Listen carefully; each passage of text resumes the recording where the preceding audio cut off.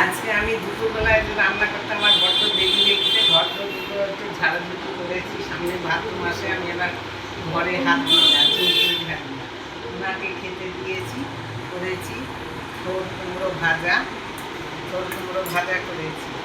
আর এটা করেছি গন্ধরাজ ইলিশ ভাপা। এই যে গন্ধরাজ লেবুর পাতাগুলো দিয়ে ভাপাতে দিয়েছিলাম ইলিশ মাছ ভাপা। এটা আপনারা করে খেয়ে দেখবেন, দারুণ টেস্টি আর খুব সুন্দর লাগবে খেতে।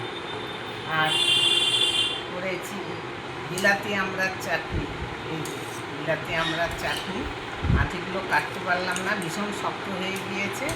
খোসাগুলো একটুখানি ভাত দিয়ে করে নিয়েছি, সঙ্গে আছে শসা।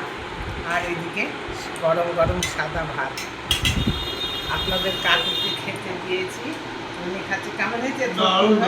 ভালো হয়েছে। এটা হচ্ছে আমার আজ দুপুরের মেনু। তবে এইটা বলছি, আপনারা ঠিক রান্নাটা এরমভাবে করে খাবেন, দেখবেন গন্ধরাজ লেবুর সুন্দর একটা গন্ধ ফ্লেভার আসবে এবং খেতেও খুব স্বাদ লাগবে, খুব ভালো লাগবে। আজকের মতন সমাপ্ত।